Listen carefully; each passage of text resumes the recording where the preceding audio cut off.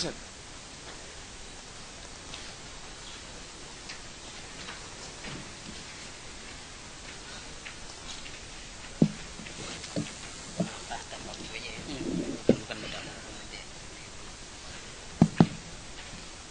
Bismillahirrahmanirrahim. Assalamualaikum warahmatullahi wabarakatuh. Alhamdulillah. Wassalatu wassalamu ala Rasulillah wa ala alihi wa ashabihi wa man ittafa'a atharahu ila yaumil amma ba'd.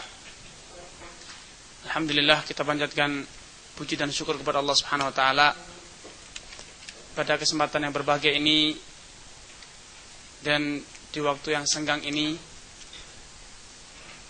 kita bisa bertemu dan insyaallah dalam kegiatan yang bermanfaat.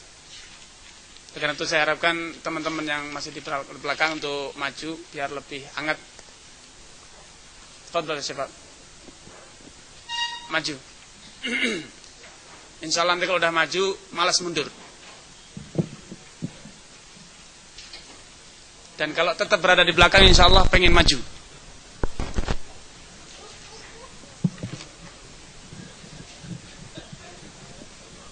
Ini kan.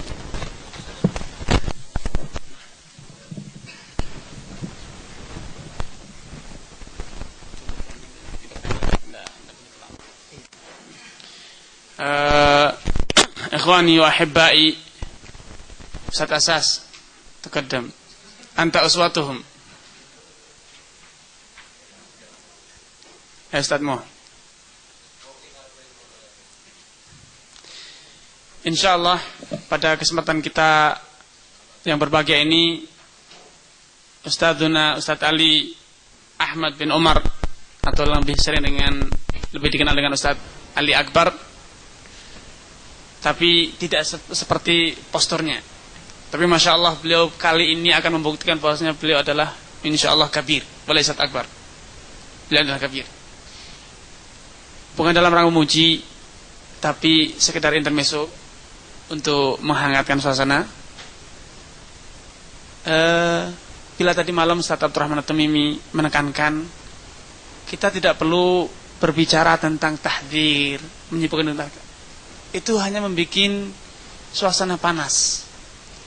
Kita pada kesempatan pagi ini berusaha untuk membuat dan mengadakan suasana yang sejuk.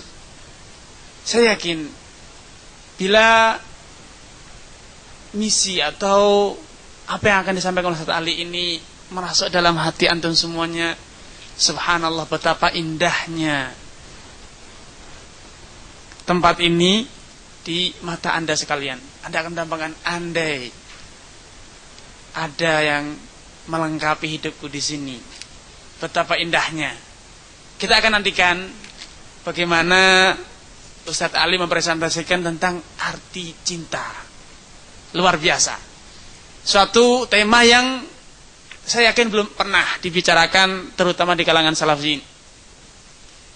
Cinta, suatu hal yang tabu untuk dibicarakan di kalangan salafiyin dan mungkin kualat kalau kita berbicara tentang itu. Selama ini mungkin ada image bahwa salafi itu tidak kenal basa-basi sehingga tidak kenal romantika, romantis, puisi, cinta, tidak kenal. Ustaz Ali akan mengajari kita pagi ini bagaimana menumbuhkan jiwa seni dan jiwa cinta dalam diri kita, sehingga cinta salafi ini benar-benar indah, bukan cinta yang artinya adalah menindas, hanya memanfaatkan di saat enak, di saat tidak enak ya sudah. Namanya juga tidak basa-basi, to the point katanya, tidak ada kenal basa-basi. Ini insya Allah kita semua keluar dari acara ini akan membawa jiwa-jiwa yang romantis dalam dakwah, bukan sekedar dengan istri, dengan saudara-saudara kita akan lebih romantis hubungan kita, lebih dinamis dan penuh dengan harapan yang cerah di masa depan. Untuk menyingkat waktu, kita persilahkan kepada Ustaz Ali Akbar untuk mempresentasikan paper beliau tentang risalah cinta yang merindu katanya. Silakan Ustaz. Nanti belum. Nanti dibagi cintanya saja. Silakan. Bismillah. Alhamdulillah nahmadu wa nasta'in wa nastaghfiru wa natubu ilaihi wa na'udzu billahi min shururi anfusina wa min sayyiati a'malina. May yahdihillahu fala mudilla lahu wa may yudlil fala hadiya lahu. Asyhadu an la ilaha illallah wahdahu la syarika lahu wa asyhadu anna Muhammadan 'abduhu wa rasuluhu la nabiyya wa ba'd. Fa inna khairal hadits kitabullah wa khairal huda hadi Muhammadin sallallahu alaihi wasallam wa sharral umuri muhdatsatuha. Fa inna kulla muhdatsatin bid'ah wa kulla bid'atin dhalalah wa kulla dhalalatin finnar. Akhwati fid din, a'azzani a'azzakumullah. Sebenarnya tadi agak berat persoalannya yang akan kita bicarakan, mungkin yang di depan-depan Nana, yang duduk dengan Nana, walaupun dari segi usia mereka adalah adik-adik anak, akan tetapi dari segi ilmu mereka adalah guru-guru anak. Apa yang ingin Anda bicarakan masalah hari ini di hadapan antum sekalian dan juga di dekat para doktor, supaya mereka bisa memberikan kritikan. Karena mabuknya seorang penyair melebihi mabuknya seorang minum khamar. Antum bisa perhatikan bagaimana Ebit Gyade mengajar orang agar memahami wahdatul wujud. Mungkin Tuhan di sini, di dalam diri ini. Kalau tidak percaya, tanya pada rumput yang bergoyang. Tentu kita tambah bodoh. Ya? Kita disuruh bertanya pada rumput yang bergoyang. Bertentangan dengan Al-Quran. Penyair lain mengatakan engkau tercipta hanya untukku. Kapan mereka ditetapkan, diciptakan untuknya? Lalu mereka berharap terbaik tapi tidak pernah bersiap yang terburuk dalam hidup mereka. Mereka berada dalam keputusasaan. Ini saya katakan begini. Dalam doa kukirim risalah cintaku, mengantar berita dari hati yang merindu. Ingin kurai harapan cinta kemuliaan, tapi dunia merayuku dengan cintanya. Hatiku bimbang di antara persimpangan, fata morgana, gerbang kepastian dan masa depan. Kuharap doa cinta dari dirimu, karena terkabulnya doa dalam kerahasiaan cinta dan perjalanan. Kerahasiaan cinta bukankah salah satu doa yang terkabul? Bahwa seorang saudara mendoakan saudaranya dalam kerahasiaannya. Perjalanan adalah musafir. Seorang bagian dari doa yang terkabul adalah orang-orang yang ketika safar. Adakah kita mendoakan istri dan anak-anak kita dalam safar ini agar mereka bisa dihidupkan dalam Islam dan Sunnah dan dimatikan dalam Islam dan Sunnah? Atau kita menikmati keberadaan kita di sini sebagai perbaikan gizi? Iya. Tidak banyak. Ana ungkapkan satu ungkapan, jangan bagi cintamu. Siapa yang mengibadati Allah dengan hanya cintanya, maka ia akan menjadi seperti hururiyah. Kita tahu semua itu. Dan barang siapa menganggap Allah membagi cinta dalam keseimbangan kepada selain Allah, maka dia akan jatuh pada kesyirikan. Wahai cinta dari mata hatiku, cinta adalah anugerah yang tidak terkalahkan. Cinta adalah perasaan kasih dan sayang yang penuh pengertian dan tanggung jawab. Perjalanan cinta ini berawal dari kerinduan yang kian mendalam. Kerinduan itu telah membangkitkan semangat perjuangan, pengorbanan. Akhirnya perjalanan cinta itu bertitik puncak pada penghambaan diri pada apa yang ia cintai. Bukankah Syekh Islam Ibnu Taimiyah telah mengatakan, fa akhiral maratibul hubbi at-tatayyur. Akhir perjalanan cinta manusia adalah perjalanan penghambaan diri kepada apa yang ia cintai. Karena itu, cinta sesungguhnya tak dapat dibagi dan tidak boleh dibagi kecuali hanya kepada Allah Subhanahu wa taala. Jikapun kita mencintai sesuatu yang lain, maka cinta itu hanyalah di bawah naungan cinta kita kepada Allah Subhanahu wa taala. Ini satu bagian dari manusia yang membagi kecintaannya kepada selain Allah. Mereka memburu dunia, mereka meyakini adanya maut, namun mereka tidak pernah mempersiapkan kematian. Mereka meyakini neraka, namun mereka tidak pernah takut kepada siksaan. Ini saya ambil dari perkataan para ulama kita. Tapi berhubungan kita di sini, ini adalah risalah para suami dan juga risalah yang dikirimkan oleh, mungkin ini lebih cepat untuk disemangat. Apa ini? Risalah Madu. Risalah Madu adalah surat seorang istri yang dimadu kepada madunya. Jadi kita yang belum punya istri, istri itu artinya orang yang punya 3 istri. Kalau 1 istri baru is one. Ya, itu is two. Kalau sudah 3 baru jadi istri. Ya, jadi yang lebih malang lagi, pemuda-pemuda yang sampai hari ini belum mau beristri. Mereka takut. Apa ketakutannya? Takut tidak dapat rezeki, takut ini. Saya rasa mereka lebih kalah dengan ayam. Antum tahu, ayam, dia tidak sekolah ya, dia tidak LC, dia tidak apapun, tapi tidak pernah ada resah sedikit pun. Dia tetap mengais setiap hari. Anaknya banyak. Dia anaknya banyak ayam. Walaupun ayam itu hewan yang berita. Yang buruk-buruk sama ayam, yang baik-baik sama sapi. Telur mata sapi. Kan belum pernah ada telur mata ayam. Menderita. Namun dia mempertahankan harga dirinya karena cintanya. Dan ayam tidak pernah membuka pahanya di depan ayam jantan. Ayam betina tak pernah membuka pahanya di depan ayam jantan. Betapa banyaknya ayam-ayam kini yang melebihi dari itu. Ya, risalah madu. Jangan minum madu dengan serbuk cemburu dan racun kemarahan, karena ia akan membangkitkan penyakit dendam dan menularkan kebencian. Nah, ini antum bagi yang jual herbal itu promosinya ya. Jual herbal itu promosinya, ya. Ya, jangan minum madu dengan serbuk kebencian dan suka racun kemarahan, karena ia akan membangkitkan penyakit dendam dan menularkan kebencian. Para umahat kita mengambilnya dengan kebencian. Ini risalah madunya. Kepada maduku, kau guru kemanusiaan, kau pembangkit gairah rindu dan cinta, kau adalah persaingan suci, kau adalah pembunuh virus hasad dan dengkiku, kau adalah guru dari keegoisan cintaku. Ini adalah kunci kata, tapi ingin tahu maknanya kita baca selanjutnya.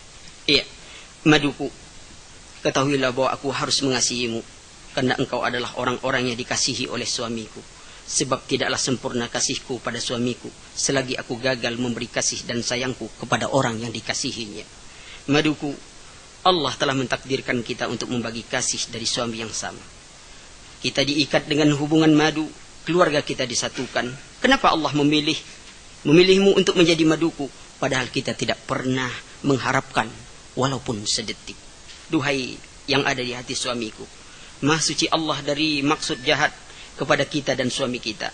Dia pertemukan dalam anugerah yang mulia ini bukan untuk mengadu kita seperti kucing dan anjing atau seperti pertarungan di arenanya. Tidak, sama sekali bukan itu maduku. Akan tetapi anugerah ini diberikan kepada kita agar kita menjadi sahabat sejati, membantu suami kita mengurus madrasah Rabbaniyah ini agar perjuangannya memperoleh hasil yang terpuji. Cobalah bertanya kepada suami kita tentang harapannya dan istri-istrinya. Apakah ia suka kita berlaksana kucing dan anjing?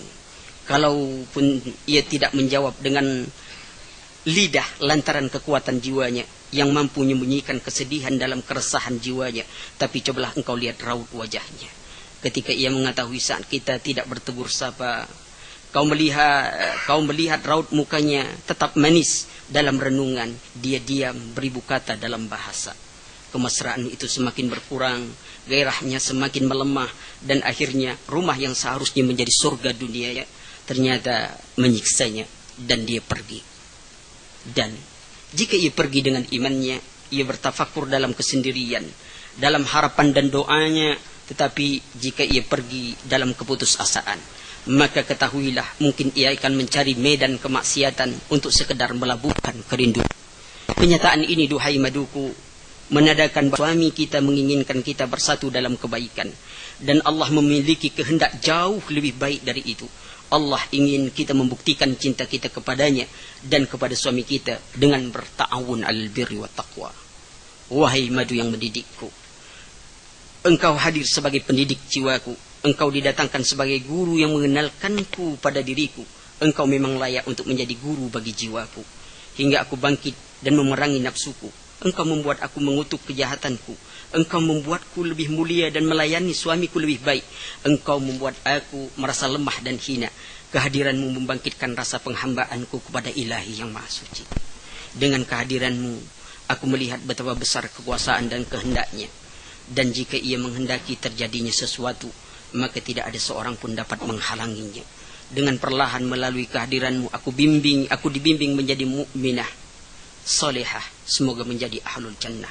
Duhai maduku, ketahuilah, engkau orang yang sangat menyusahkanku, tetapi engkau pula yang mengantar aku kemuliaan dan kebahagiaan ini. Wahai yang merindui suamiku, kehadiranmu dalam hidupku membawa sesuatu yang tidak aku dapatkan dari orang lain. dari orang yang kucintai.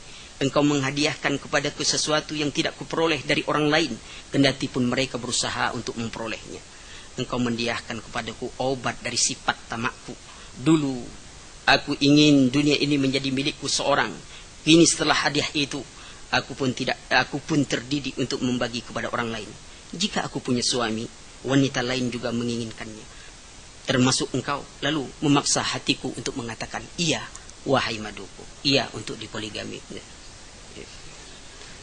Ketika suamiku pergi untuk memenuhi giliranmu, kekosongan hatiku, kulaporkan kepada Ilahi yang Maha Suci. Aku pun mulai menyadari betapa besar kuasa Ilahi dalam hidup ini. Padahal sebelum kehadiranmu, aku tidak pernah peduli dengan kuasa Ilahi. Saat kau bermesraan dengan suamimu, aku pun memilih jalan untuk berduaan dengan Ilahi. Kulaporkan segala keresahanku padanya. Kutumpahkan air mataku memohon ampunannya. Dan air mata itu ternyata telah membasahi jiwaku yang dahaga, taman hatiku yang kering. Aku pun mendapatkan ketenangan dan kebahagiaan melebihi apa yang telah diberikan oleh suamiku. Bah, kalau dilanjutkan lagi ini mau menikah lagi. Nah. Tapi itu adalah ungkapan dari istri. Tapi tidak sekedar itu ikhwan. Ana juga tulis satu surat untuk suamiku. Kalau tadi untuk maduku, sekarang untuk suamiku. Asal aku memulai risalah ini, aku berada dalam berjuta kebimbangan. Berada dalam ketakut yang tidak ku mengerti. Entah berapa lembaran kebimbangan itu telah kucampakkan dalam tong sampah berkumpul dengan karatnya dunia. Aku bukan tanggung atas cintaku. Ini risalah adalah untuk suami-suami yang melalaikan tanggung jawabnya kepada istri-istrinya yang adil. Karena keadilan cinta memang tidak pernah diberikan. Lalu saya urai sedikit. Bercinta dengan waktu. Duhai bidadariku, ini adalah ungkapan seorang suami kepada istrinya. Apa kata Syekh Mustafa Al-Adawi? Apa yang menghalangimu untuk memanggil istrimu dengan suara yang indah? Apa yang menghalangimu untuk memanggil mereka dengan seruan, dengan pujian? Tidakkah engkau bisa beristirahat sejenak dalam keletihanmu, lalu membelai kening istri, mengecup keningnya, lalu membelainya, lalu membisikkan kata-kata indah dan kasih sayang kepadanya? Apa yang menghalangimu? Bukankah Rasul mengajarkan kita bahwa orang yang terbaik adalah orang yang bisa bersikap lembut dan baik kepada istrinya? Kalau kita salafi bukan basa-basi, itu iklan rokok, tapi kita tidak merokok ya, akhi. Ya. Lalu saya katakan, ketahui olehmu bahwa hari-hari yang kita lalui laksana batu yang kita bergunakan untuk membangun negeri keadilan. Ini adalah kata-kata, saya lupa, saya ambil kata-kata ini dari para ulama. Jika kita menjalani hari dengan kebajikan, berarti istana kebahagiaanlah kita dapatkan. Namun jika menjalani dengan kemaksiatan, maka penjara deritalah sedang kita persiapkan. Karena itu, ini untuk kita semua ikhwan. Ketika manusia merasa cukup dengan dunianya, maka cukupilah dirimu dengan menyintai Allah dan Rasulnya. Ketika semua orang merasa gembira dengan hartanya, maka bergembiralah dengan Allah. Jika mereka merasa harmonis dengan orang-orang yang ia cintai, maka jagalah keharmonisanmu dengan Allah. Jika mereka berusaha untuk mengenal raja dan penguasa dunia, maka kenalilah Allah, kenali Rasul, kenali agama yang mulia ini dengan dalil, dan dengan itu engkau akan diberikan kedudukan yang tinggi di sisi Allah Subhanahu wa taala. Hari-hari yang berlalu adalah perbuatan. Hari ini adalah amalan, dan hari esok itu adalah hanyalah angan-angan. Siang dan malam adalah pasti-pasti yang mengantar kita pada gerbang kematian. Pada suatu hari di kehidupan kita ikhwan, dunia akan membelakangi kita. Lalu akhirat akan menjemput kita. Mari kita bercermin kepada bintang kehidupan masa lalu, yaitu salafun saleh. Lihatlah bagaimana menghargai waktu bersama cinta dan kerinduannya.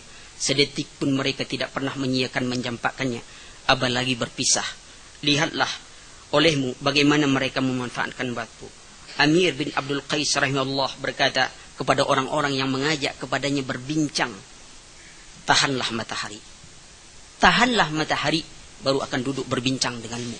Karena waktu yang berlalu dia tidak bisa diambil. Satu kali memanfaatkan waktu. Lihatlah mereka memanfaatkan waktu dalam hidup mereka. Lihat Ibnu Abid Dunya telah mewariskan 1000 karya tulis. Waktunya tidak terbuang. Dan sering Anda bilang, Berapa banyaknya? Ana belum pernah, entahlah antum semua mungkin pernah membaca riwayat bahwa Syekh Utsaimin, Syekh Albani, Syekh bin Bas yang umurnya 80 tahun ke atas, ingatannya kuat, ingatan kuat, hafalannya kuat, apanya kuat, setiap hari olahraganya main sepak bola. Setiap hari olahraganya main sepak bola untuk menjaga stamina. Ana belum pernah. Al-Imam Sa'di membagi bahwa olahraga ada 3. Ada olahraga jasmani, olahraga pikiran, adalah olahraga hati. Yang baik adalah olahraga pikiran itu. Akan tetapi apa yang terjadi? Ada orang olahraga pikiran, lari ke catur. Kawan, catur itu mengecilkan otak. Ya, dia mengecilkan otak. Jadi otak orang pemain catur itu sebesar papan catur. Jadi semakin kecil papan caturnya itu, semakin itulah otaknya. Maka itu dilarang dia main catur. Jangan main catur. Otak kita itu semakin kecil. Ya, tidak luas pemandangannya, otaknya makin kecil. Coba bayangkan antum, dia memikirkan kuda yang tak punya kaki berjalan. Sedangkan kuda punya kaki aja payah kita menjalankan, ini kuda tak punya kaki. Antum coba pikirkan lagi, apa itu waktu yang terbuang oleh dia? Dia membela raja yang lumpuh. Raja main catur kan cuma bisa selangkah-selangkah. Berhentikan jadi raja, angkat menteri jadi raja. Bagus, baru mantap, tak game. Ya, artinya begitu. Ya. Kemudian itu secara umum kita supaya memanfaatkan. Ana tulis ini ikhwan. Ana tulis ini adalah ingin juga menunjukkan bahwa salafin seperti dikatakan tadi bukan orang yang tak kenal basa-basi. Ana melihat pendekar-pendekar turun gunung ini, mereka seperti orang baru tahu 1-2 jurus. Apa saja yang berbunyi dia bersilat. Apa bunyi dia tendang. Ini itu biasa pendekar turun gunung memang seperti itu. Lihat keadaan mereka seperti itu. Salafi bukan basa-basi. Ada anekdot kini yang timbul, kalau ngaji salafi langsung berubah. Apa? Mata ikan asin, muka tembok, telinga kuali. Itu istilah orang Riau. Ya? Maka ikan asin itu kan melotot, ya kan? Melotot aja mana orang. Gitu. Muka tembok, ya tidak ada malu. Pokok keras aja, keras, tak ada senyum sama sekali. Ya, telinga kuali, dia tidak perlu nasihat ini, nasihat itu. Pokoknya kuali itu ada telinganya, itu tak masuk. Itu keadaan diri mereka. Jadi orang salaf itu gambaran dia. Anak tulis, anak ingin menunjukkan bahwa ulama kita banyak menulis tentang kecintaan, tentang kerinduan, tentang ini bukan satu hal yang tabu dalam hidup mereka. Kelalaian, perpecahan di antara kita, kalau anak lihat kelalaian kita dalam tazkiyatun nufus. Kita sangat bangga. Sesungguhnya akidah adalah mutiara, akhlak adalah pengikatnya. Tidak ada yang percaya bahwa antum punya mutiara yang baik kalau tali pengikat mutiara itu adalah tali rapia yang antum ambil dari apa? Dari selokan. Antum ambil selokan itu, ini mutiara, antum bilangkan ini mutiara asli. Tak ada orang percaya, akhi. Tapi ada orang dia tidak punya mutiara, tapi dia ikat dengan yang baik. Lalu orang tertarik kepadanya. Walaupun antum katakan itu akidah adalah mutiara, sangat baik. Tapi antum ikat dengan tali rapia dari selokan itu, tak ada orang terima. Orang lari dulu. Apa? Bau selokan itu ada di tali rapia. Akidah baik. Jangan akidah salaf, akhlak akidah salafi, akhlak silafi, perangai tukang sulap. Itu keadaan. Jadi ini makanya anak tulis tadi, sebenarnya anak tidak mau membagikan seperti ini persoalan lain, tapi supaya tadi kata Ustaz kemarin juga ada sharing lah. Ada sharing karena perkumpulan kita, ketika kita berkumpul dengan orang yang banyak, ya kadang-kadang besarnya satu kaum dia akan menjadi orang kecil ketika dia berkumpul dengan ahli ilmu. Karena kebesaran itu bukan diukur dengan setiap usia, tapi dia diukur dengan ilmu yang ada pada dirinya. Dan ilmu yang tidak lain adalah kemuliaan. Wa kana syaraful ilmi bi asrafil ma'lum. Kemuliaan ilmu tergantung pada mulia yang dikenal oleh ilmu itu. Dokter spesialis lebih dihargai orang daripada dokter umum. Ahli pesawat lebih dihargai orang daripada ahli sepeda. Orang kenal pada gubernur lebih dihormati orang daripada kenal kepada tukang beca. Maka itu semoga kita memberi manfaat. Ana berikan sedikit saja dari apa ini. Kemudian saya katakan tadi berapa banyaknya pemuda-pemudi kita yang tidak. Ada satu untuk ummahat saya tulis di sini. Wanita-wanita yang tidak mau menikah. Saya ibaratkan mereka seperti laba-laba. Kenapa? Allah katakan al-ankabut. Kita semua tahu bahwa itu muannas. Dalam sains diteliti bahwa laba-laba yang membuat sarang itu adalah laba-laba betina, bukan laba-laba jantan. laba-laba betina. Subhanallah, mukjizat sains yang jelas. Tapi Al-Quran bukan kisah, tapi larangan dan inti dalamnya itu. Nah, apa istimbatnya seperti ini? Saya ambil contoh. Wanita karir yang tidak mau menikah, dia seperti laba-laba. Apa sifat laba-laba itu? Laba-laba itu, kalau dia sudah ada pejantan, setelah terjadi pembuahan, dia bunuh pejantan itu. Apakah setiap wanita sekarang yang ingin jadi wanita karir, mereka ingin menjadi seperti laba-laba? Memang bangunan laba-laba tahan tekanan, tapi dia tidak tahan goncangan. Itu secara sainsnya dipahami seperti itu. Jadi anak membarbarkan wanita-wanita yang tidak mau menikah sampai usia menikahnya, dia seperti laba-laba, hanya bangga dengan kemandiriannya. Dia tidak perlu laki-laki, seperti ayam petelur, tidak perlu pejantan, ya, dia perlu petelur. Ya, banyak yang ungkapan-ungkapan yang anak ungkapkan seperti ini. Memang ada kadang logika-logika yang kita ingin gambarkan kepada ini. Anak sedikit kasih tahu, ya, sesungguhnya halal dan haram juga diketahui oleh hewan. Ya, di antaranya lalat. Lalat tidak mau mendekat kepada babi.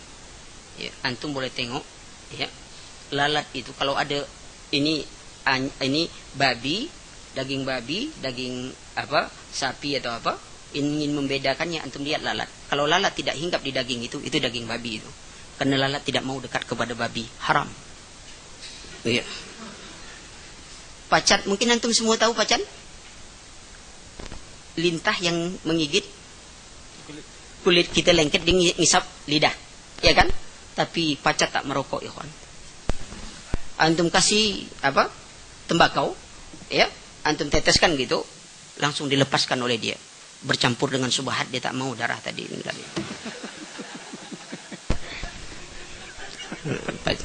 Itu diantaranya. Ya, mungkin itulah sebuah gambaran saja. Ini sangat banyak karena kita waktu hanya mengisi waktu sedikit. Ana tadi mintanya sama Ustaz udah di situ aja lah kita bincang-bincang. Ya, kadang-kadang duduk di depan ini agak menggetarkan kaki juga gitu kan.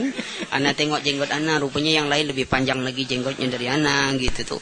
Untunglah nama Ana Akbar gitu. Jadi ada seimbang sedikit gitu. Kalau sempat itu, dan itu menyalahi kaidah. Maka itu Ana ganti dengan Ali Ahmad. Saya tidak senang dengan panggilan Akbar. Ya. Maka diganti dengan Ahmad karena itu lebih menenangkan daripada Akbar itu.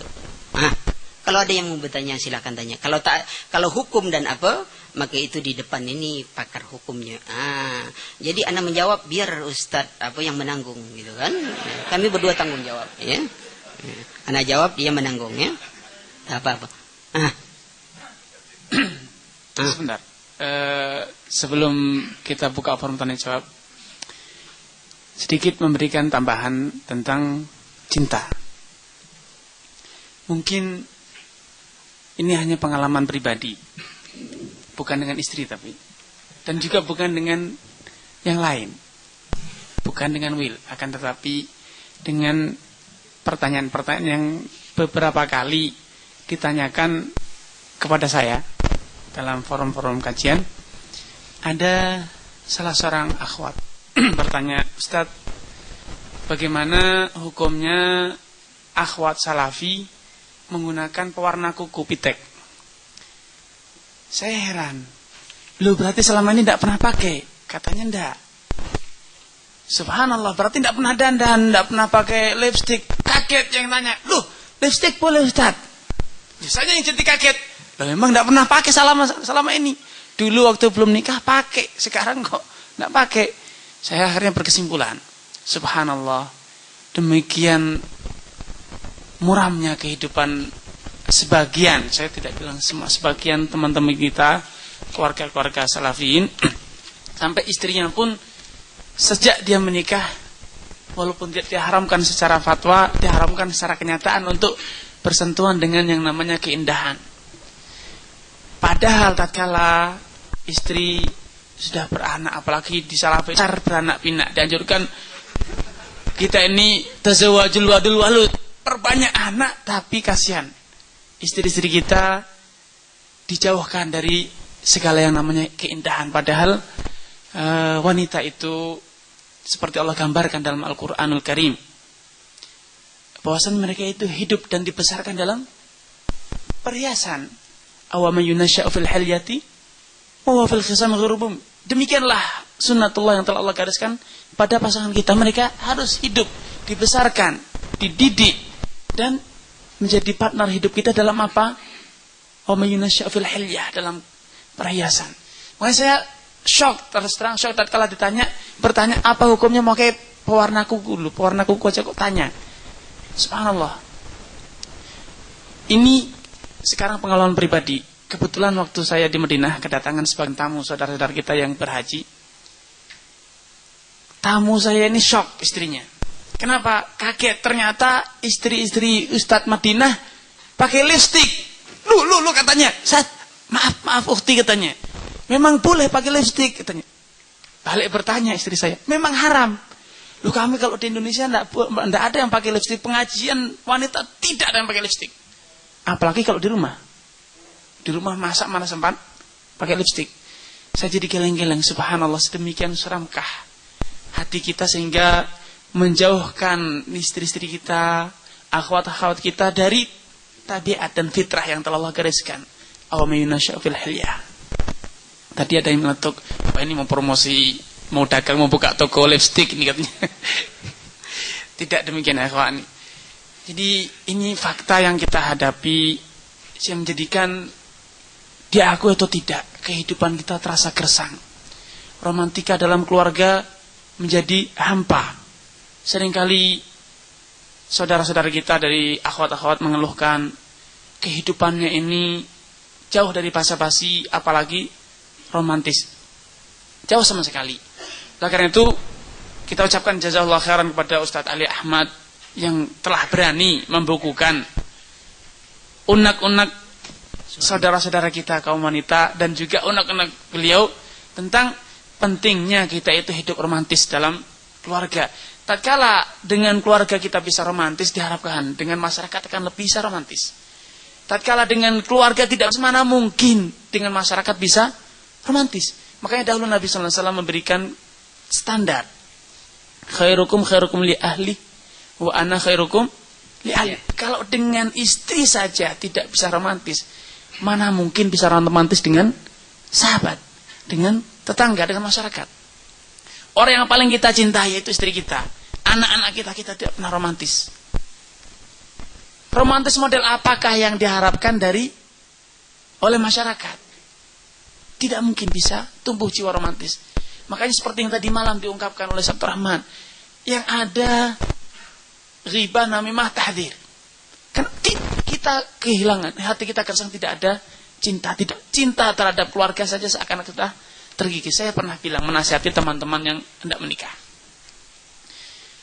Dia memiliki berpuluh-puluh kriteria, hafidz Quran, cantik, putih, umurnya tidak boleh dari 19.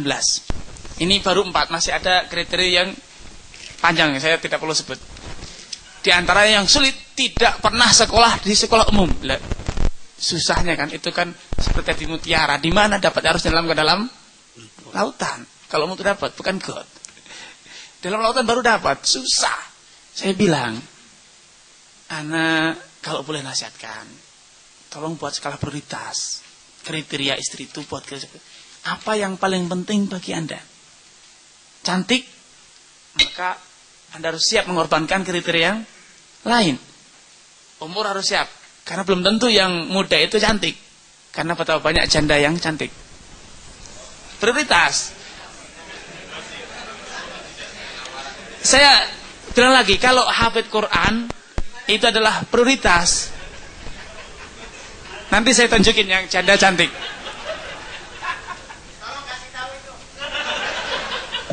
Jangan nantang ya, saya akan tunjukin. Ya, kalau masalahnya, kalau ada yang gadis cantik, kaya, anak semata wayang, tentu tak dikasih kantung dulu kan? Ngapain ngasih kantung? Kita yang mencari, antum mau dapat. Ya, terus. Akhirnya saya bilang, kalau Anda prioritasnya adalah hafidz Quran, betapa banyak hafidz Quran yang giginya taring semua. Bukan menghina, tapi itu sekitar gambaran, artinya kurang cantik. Jadi kalau prioritasnya hafidz Quran ya, kalau prioritasnya adalah anaknya ustadz karena selalu tinggal di pesantren, ya akan banyak prioritas yang kriteria yang harus kita nomor 2-kan. Nah, yang ingin saya sampaikan adalah betapa sering tatkala kita membuat prioritas sebelum menikah, gambaran kita adalah bidadari yang turun dari langit, sempurna, perfect. Tapi kalau subhanallah sudah dapat, kenapa kok yang daun tetangga yang kemarin masuk yang afkiran terasa lebih cantik? Sehingga yang sering terjadi, ustadz gonta-ganti pasangan, partner. Kenapa? Ini sangat disayangkan sekali. Saya berikan jawaban rahasianya ada satu. Kalau kemarin belum menjadi pasangan, menjadi istri, calonnya ini masih ada tata riasnya, tukang riasnya, yaitu setan. Akhwat ini cantik, giliran sudah jadi istri, subhanallah, senyum saja sudah mahal. Apalagi kasih sayang, apalagi cinta. Dan ini ironis sekali. Makanya tatkala tadi saya menceritakan tentang hukum menggunakan wewangian, berhias di rumah. Tadi langsung penanya mengatakan, Ustadz, maaf Ustadz, baru kali ini ada Ustadz yang membela wanita, akhwat katanya. Saya menjadi ngelus hati. Sedemikian gersangkah kehidupan kita. Sehingga istri kita, keluarga kita yang seharusnya mendapatkan kasih sayang dari kita, cinta dari kita, malah menjadi orang yang paling terakhir kita cintai, paling terakhir kita perhatikan, paling terakhir kita sayangi. Makanya kita ucapkan terima kasih kepada Ustadz Ali Ahmad yang telah menggugah hati kita semuanya untuk menumbuhkan benih-benih cinta dalam hati, bukan sekedar dengan istri, bukan sekedar dengan anak, bukan sekedar dengan madu, akan tetapi dengan semua orang, saudara-saudara kita seiman dan seakidah, seperjuangan. Sehingga benar-benar karena beliau tadi seperti di depan mengungkapkan bahasanya, cinta yang sejati hanyalah milik Allah Subhanahu wa taala, hanya kita berikan kepada Allah. Bila demikian, maka kita akan bisa saling mencari sesama kita, sesama ustaz, sesama doa, sesama kaum salafiyin. Ini pentingnya cinta. Oleh karena itu, ikhwan wa ahibbai, marilah kita tumbuhkan benih-benih cinta di antara kita. Bukan cinta pornografi, akan tapi seperti kata Ustaz, cinta yang suci katanya. Cinta yang didasari oleh iman, ketaatan kepada Allah Subhanahu wa taala. Terima kasih. Silakan tadi yang mengajukan pertanyaan, kita tunggu jawaban dari master kita Ustaz Ali Ahmad. Oh, mana kasah nampaknya sekarang. Silakan Ustaz Muhammad Nur yang pertama.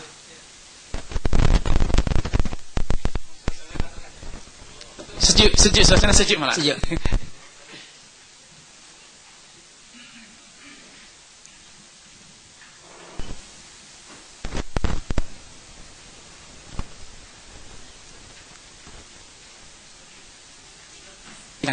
Nggak bisa? Langsung aja Ustaz, kedengeran.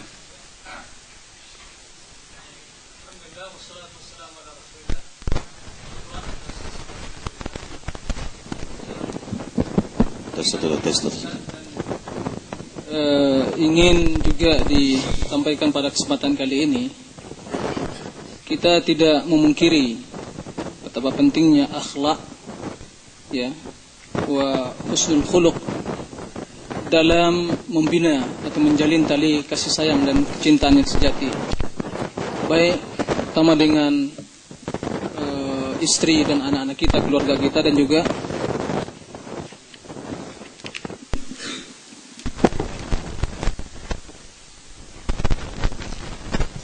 ya.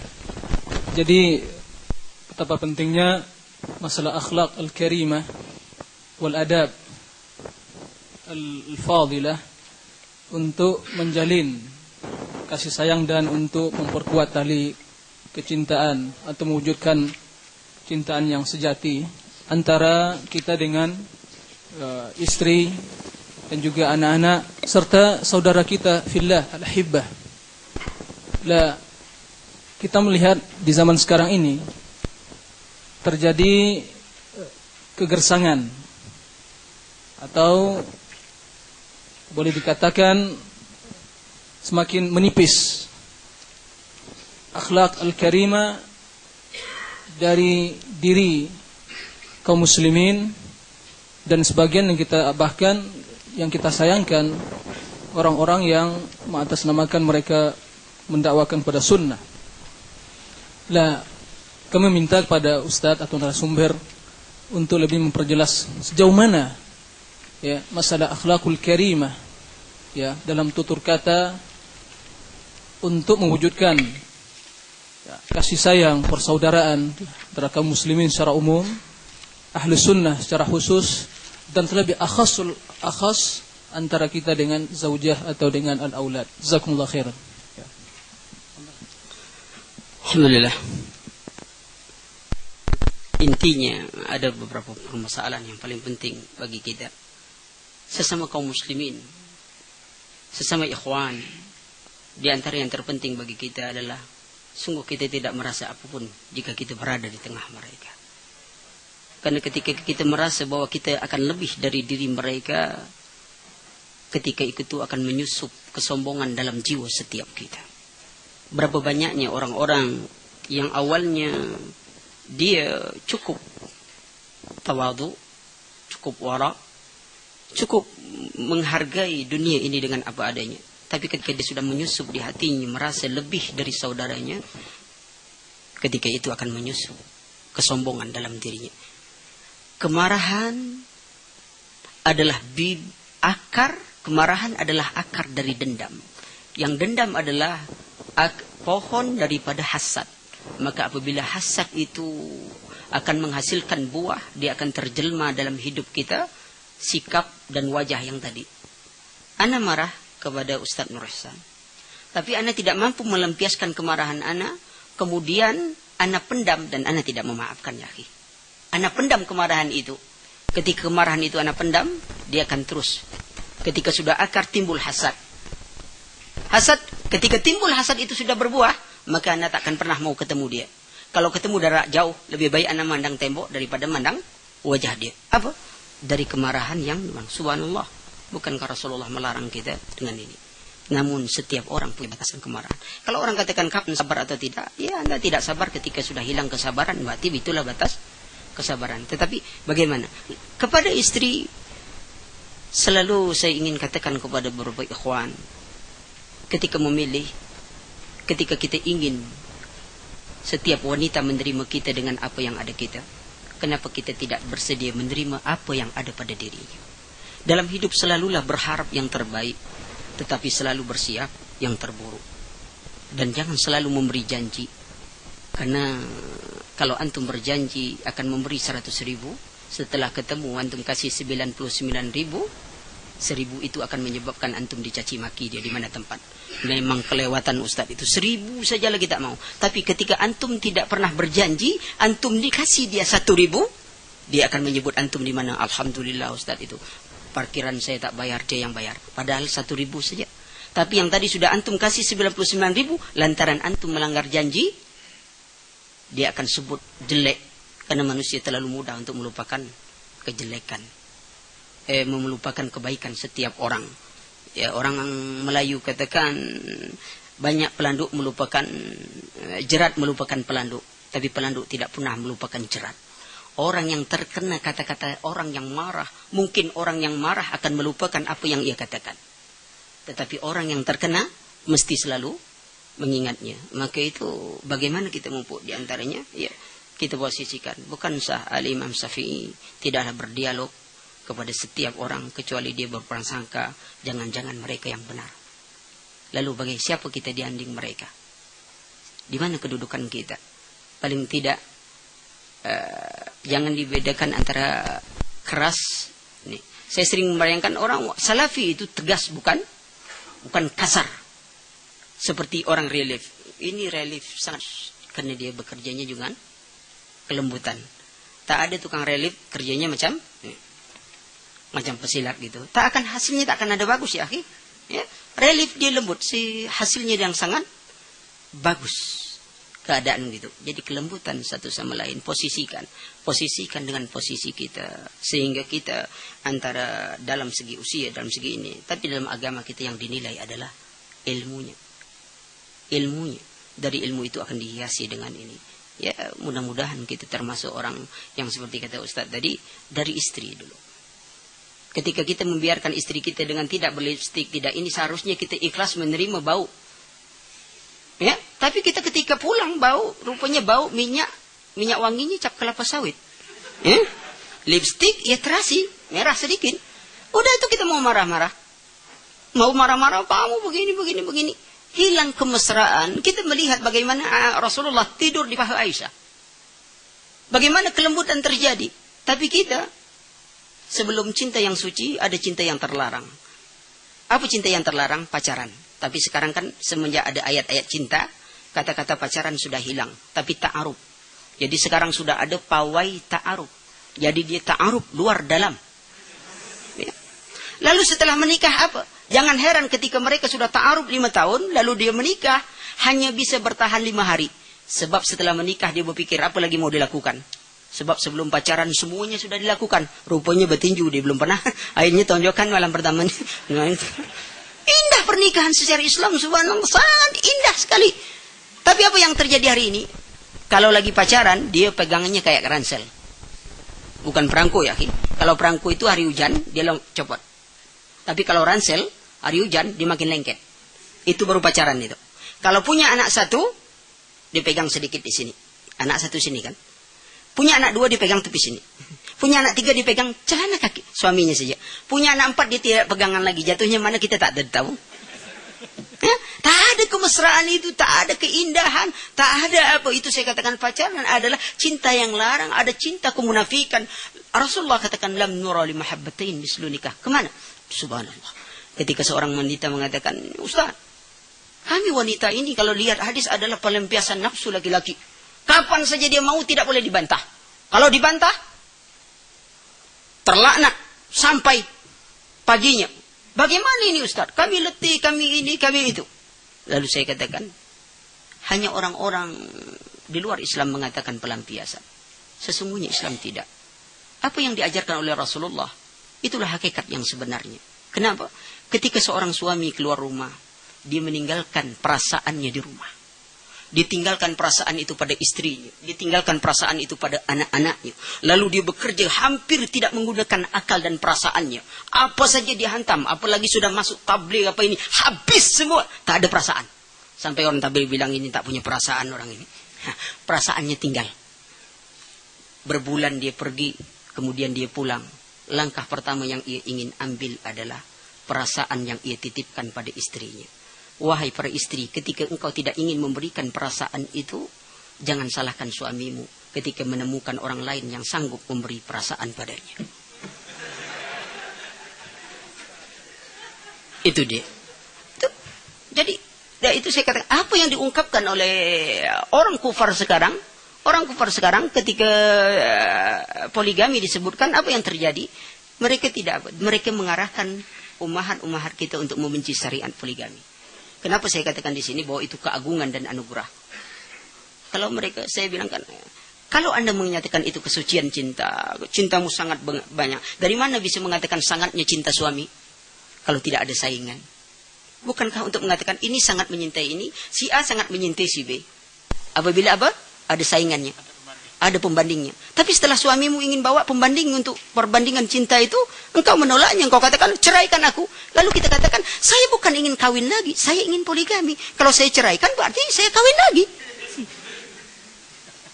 Umumnya. Tapi tidak semudah itu.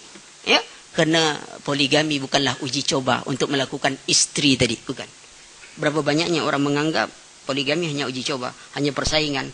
Ana melihat ada ustaz-ustaz yang lebih muda dari ana, istrinya sudah 2, ada yang 3. Ana pulang panas. Oh, ente mau ngalahkan ana ambil 4 sekalian, habis sebulan aja selesai uji coba. Kata ustaz aja semacam kuliner pernikahan. Mau merasakan masakan Padang, nikah sama yang Padang. Mau merasa masakan Jawa, nikah sama yang Jawa. Ya ketika asin atau garamnya tidak diterima, udah ini tak cocok lagi masakannya, pindah lagi masakan lain. Akhirnya hanya percobaan. Itulah yang menodai nilai poligami. Sebab orang hari ini, ikhwan, dia tidak ingin mencontoh Rasul. Dia akan lihat apa? Tengok ustaz tuh, baru nikah, cerai. Ustaz itu baru nikah, cerai. Padahal kalau kita katakan, Allah tidak menyuruh antum niru ustaz. Allah menyuruh antum meniru Rasulullah, bukan ustaz. Ustaz juga manusia. kadang remnya plong, kadang remnya cukup kuat, gitu kan. Itu masalahnya. Ya, orang yang belum menikah mungkin pandangannya belum begitu liar dibanding setelah dia menikah. Tapi Rasulullah katakan bila tertarik langsung kembali kepada istri. Berarti ada lampiasnya. Kan sangat malang yang bujang-bujang, istilah orang Melayu sana, bujang-bujang lapuk. Mau menikah. Bayangkan. Maka itu kelembutan kita awal kepada ini. Semoga kita bisa mendasarkan kelembutan kita sama kita. Apa? Dudukkan posisi kita. Kita masing-masing dudukkan. Tidak perlu merasa siapa saya, siapa ini. Subhanallah, saya ingat Sufyan As-Sawri ketika dia berbicara hadasana, beliau menangis karena dia takut dalam ungkapan itu ada termasuk dalam hatinya, saya telah berguru kepada si fulan. Lalu beliau bertemu, saya lupa nama seorang ulama juga, kata dia, saya takut ikhwan, ketika kita bertemu berdua lalu kita memilih kata-kata yang terbaik untuk kita, karena saya hanya ingin menyaingi perkataanmu, tetapi bukan karena Allah Subhanahu wa ta'ala. Saya ingin menunjukkan bahwa saya lebih hebat dalam bicara padamu. Ternyata itu termasuk dalam hati kita. Itulah yang menghancurkan setiap diri kita. Kadang-kadang seorang itu tidak ubah seperti eceng gondok, kiambang. Akarnya tidak sampai ke bumi dan daunnya tidak sampai ke langit. Terkadang dia terbawa oleh arus waktu, oleh kehidupan mereka. Waktu dunia yang menggoda mereka dengan anak-anaknya, harta, pangkat, jabatan kedua. Wah, kita kelemahan bila dihadapkan dengan dunia. Kita kelemahan ketika dihadapkan dengan dunia. Banyak orang bisa diajak zuhud terhadap harta, tapi sedikit yang zuhud terhadap ketenaran. Berapa kita tidak melindungi diri kita dari ketenaran. Subhanallah. Sesuatu yang terakhir keluar dari orang alim, perasaan ingin dikenalkan. Berapa banyaknya kita ingin dikenal dan akibatnya kita menjatuhkan. Dan itulah membuat ana temukan realita ikhwan salafiyin berbaku hantaran jahe merah. Antum tahu jahe merah? Jahe merah. Lantaran perdagangan jahe merah. Yang ini masukkan, ini juga masukkan, berpukulan, laporan kantor polisi, jahe merah 1.500 ikhwan. Tapi dia sempat lapor polisi, dan ini ketika mencabut perkara itu, dia bayar 2 juta. Ana temukan, dia bayar 2 juta. Berapa ruginya kesombongan. Untung tak dapat, itu namanya takut antu terpeluk ke bangkai, kata orang Melayu. Dia takut antu tak ada. Tapi bangkai yang dipeluknya, takut antu terpeluk ke bangkai. Lihat keadaan. Itu ana temui, tak temui. Ikhwan salafin. Ngaji duduk bersama. Sama. Kenapa? Karena jemaah kita ini macam-macam. Ada yang bertanya untuk dirinya, ada bertanya untuk menembak. Tuh ditengoknya ada yang masuk. Ada tuh masuk tuh. Ustaz, tanya Ustaz, gimana orang kalau begini? Yang orangnya sebut dia tuh baru saja masuk tuh tadi. Bagaimana orang itu begini Ustaz? Yang tadi itu. Tentu kita yang tak jawab kan, oh begini itu salah. Dia bilang. 1-0 kata dia. Yang Ustaz, ada apa masalah seperti ini? Akhirnya yang tadi merasa tersinggung, tanya lagi Ustaz, bagaimana begini? Oh itu lebih parah dari yang tadi. 2-1. Udah ya akhi. Dan itu terjadi dalam dakwah, ikhwan. Terjadi dalam dakwah. Apa? Kelembutan, ini. Ana bilang, salafin, tegas. Tidak perlu kasar, dak. Bagaimana salawat badar? Bidah, tak perlu maki-maki. Kan lembut tuh. Bidah. Jadi bidah. Lembut, cukup lembut. Kata bilang kasar, enggak kasar. Kamu enggak kasar. Ya, jadi itu, saya bukan kita menanggapi polemik dalam kelembutan. Kadang-kadang kita sangat perlukan. Suatu ketika ada yang mengatakan, ngaji salafi, bid'ahnya banyak. Ngaji tabligh, tidak ada bid'ah. Tidak ada bid'ah. Sunahnya yang banyak, bid'ah tidak ada. Anda bilang kan, benar. Ngaji salafi, ungkapan bid'ahnya sangat banyak. Karena banyak orang melakukan bid'ah. Ngaji tabligh tak ada bid'ah. Yang sunnah itu sudah jadi bid'ah. Jadi dibilang tak ada bid'ah. Jadi tak ada nyebut bid'ah. Mereka tak ada perlu menyebut bid'ah. Yang sunnah saja dianggapnya bid'ah. Kalau orang salafi seperti itu. Nah, kadang-kadang kita dianggap kekasaran, kelembutan yang demikian, kelembutan dalam dakwah, kelembutan dalam ini. Afwan, ana bukan apa. Karena banyak. Selalu saya buat istilah yang selalu merusak dakwah kita itu ikhwan adalah pendekar turun gunung. Sebulan 2 bulan dia dapat, lalu dia ikut pesantren kilat, udah tuh lidahnya macam menyambar sana menyambar kini, tuh memang hebat. Itu. Maka itu maklumlah ya kepada ikhwan kita yang demikian. Anggap saja kaset rusak, jadi tak perlu diladeni. Kalau diladeni kuping kita juga yang sakit. Nah, adapun kepada istri kita tetap ada kelembutan. Cobalah bangun dalam malammu, kata seorang. Saya ungkapkan sebuah ungkapan penyair. Wahai istriku, engkau tidak diciptakan dari bagian kepalaku untuk menginjakku. Tapi engkau juga tidak dari telapak kakiku untuk kuinjak. Akan tetapi engkau diciptakan dari tulang rusukku agar menjadi pendamping dan pelengkap dalam hidupku. Lalu di lain lagi mengatakan, suami istri harus saling menutupi aib sebagaimana pakaian. Bayangkanlah jika seorang suami menceritakan kejelekan istri, istri menceritakan kejelekan suami, lalu mereka menerima undangan walimah. Lalu orang kampung berkata, 2 orang jelek sedang berjalan. Sebab tak ada cerita baik satu sama lain. 2 orang jelek sedang berjalan. Keindahan. Dia tidak diciptakan dari tulang rusuk kita. Dia tidak diciptakan dari yang kepala untuk diinjak. Ini dia akan melengkap dalam kehidupan kita. Kalau kita ingin diterimanya dengan apa adanya, maka terimalah dia dengan apa adanya. Subhanallah, coba antum bayangkan.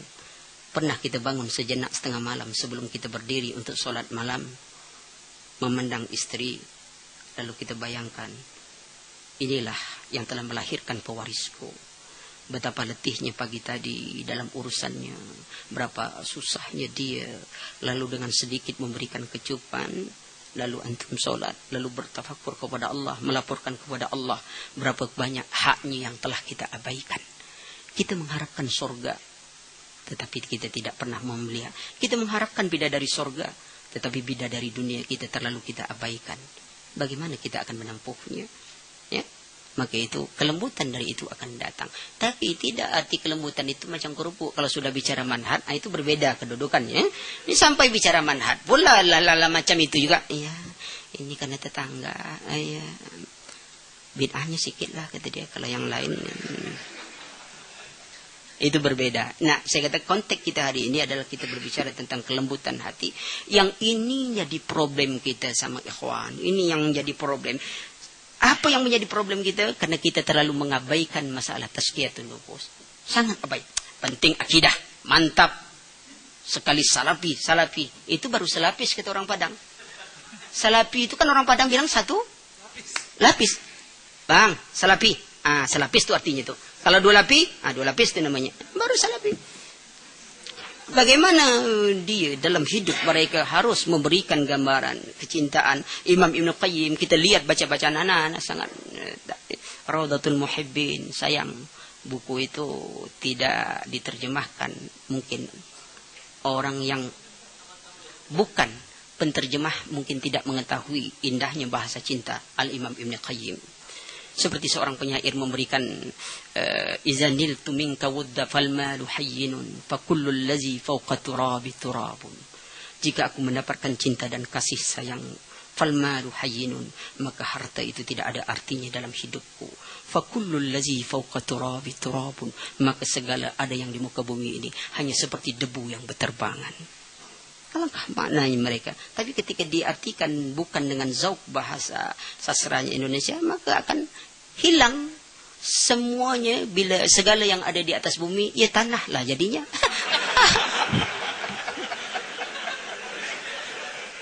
Ya, karena dia tahu turab itu bumi, kemudian ini tanah, turabun, ya tanah, ya orang pun sudah tahu.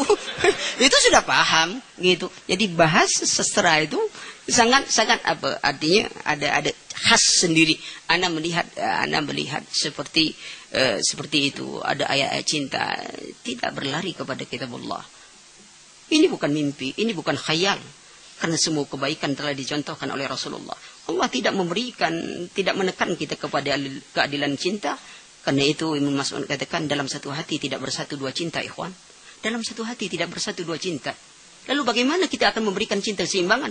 Maaf, orang buang air saja dalam satu saat tak bisa buang sekaligus 2.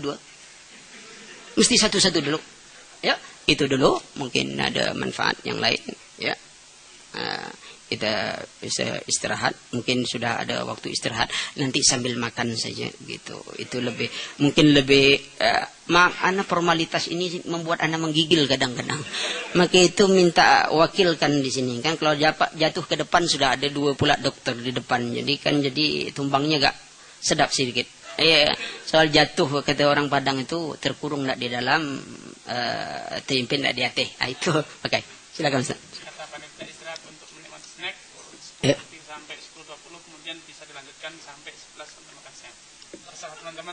Terserah teman-teman. Kalau mau lanjutkan kita lanjutkan. Kalau tidak mau kita minum. Jawab dulu, dilanjutkan. Dilanjut atau tidak? Kalau lanjutkan tentu makan dulu. Yang lanjut siapa? Angkat tangan. Enggak, maksudnya itu istirahat kita gitu. Tapi sebelum kita istirahat untuk menikmati snack, ada sedikit tambahan dari saya untuk sedikit menguatkan apa yang tadi disampaikan oleh Ustaz Ali. Nabi sallallahu alaihi wasallam telah memberikan kiat kepada suami istri untuk menumbuhkan cinta-cinta yang suci. Mungkin selama ini kita mencari resep cinta itu kemana dan bagaimana, sulit untuk ditemukan. Nabi SAW memberikan resep pertama kepada suami agar mencintai istrinya.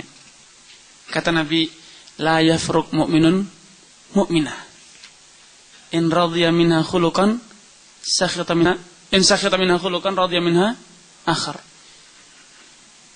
Ikhwanuna, silahkan sekarang masing-masing dari Anda mengingat istri yang Anda cintai. Bila istri yang Anda cintai, bukan istriku, silahkan diingat-ingat istri Anda yang Anda cintai sekarang ini. Yang punya 3 silahkan diingat 3-3-nya. Silahkan dibayangkan tentang kecantikan istri Anda, kehebatan istri Anda dalam masak, kehebatan istri Anda dalam mengurus rumah. Silahkan dibayangkan. Kata Nabi, kalau dalam bayanganmu, dalam pandanganmu, engkau dapatkan satu khuluqan yang engkau benci, maka jangan berkecil hati. Betapa indahnya sifat-sifat istri Anda, kriteria Anda yang lain. Kalau istri Anda kurang cantik, jangan berkecil, ternyata anaknya banyak. Walud, dapat pahala. Kalau istri Anda kurang cantik, kurang walud, Masya Allah kaya raya. Enak kan? Ustaz tidak usah kerja, cukup ceramah, istri menghidupi. Kalau tidak cantik, tidak punya anak banyak, tidak kaya, pintar masak, Masya Allah, jagoan masak. Inilah resep untuk mencintai istri yang sejati. Karena terus terang Ustadz ini laku keras. Jadi banyak tawarannya. Alhamdulillah saya belum. Semoga tidak. Jadi kalau antum merasa tawaran-tawaran yang diajukan kepada antum ternyata lebih memikat. Karena apa? Karena yang ini tidak dimiliki istri saya dalam satu sisi, tapi sisi lain istri Anda memiliki banyak hal yang tidak dimiliki oleh wanita ini. Ini resepnya untuk bisa menumbuhkan cinta kepada istri. Jangan pernah meremehkan istri Anda hanya karena perangi 1-2 perangi yang kurang baik. Karena ingat dia punya radhiya minha akhar, punya hal lain yang engkau cintai. Sebaliknya, Nabi memberikan rasa kepada istri. Kata Nabi, an-nasu kaibilin mi'ah. Manusia itu bagaikan perkumpulan onta, 100 jumlahnya. La takadu tajidu minha rahilah. Dari 100 onta ini seakan-akan kamu tidak akan bisa mendapatkan satu onta pun yang layak untuk ditunggangi. Yang layak ditunggangi. Demikianlah wanita. Seringnya melihat seperti dalam hadis Yafurna Asyir, wanita itu sering sekali, suamiku ini mbak yang baik sedikit, subhanallah, sedikit baik, sedikit, seakan-akan tidak pernah ada baiknya. Itulah wanita. Makanya kalau wanita ingin mencintai suami, ingat bahwasanya suami telah banyak berjasa. Kalau miskin, tamam jadi ustaz, Masya Allah kan, berilmu suaminya, miskin, tidak apa-apa. Dia punya kaya, tapi kurang berilmu, terima alhamdulillah. Dia ternyata males, tidak pernah bantu suami. Tapi Masya Allah, tampan, hidungnya mancung. Daripada punya hidung suami pesek misalnya. Yang punya pesek, tidak apa-apa suami saya pesek. Tapi setia, dermawan. Demikianlah. Ini resep Nabawi dalam menumbuhkan cinta. Dan demikian dalam persahabatan. Bila Anda punya teman, punya saudara, ini kok pelit. Ana safar sama dia, tidak pernah dibayari. Ana terus yang bayarin.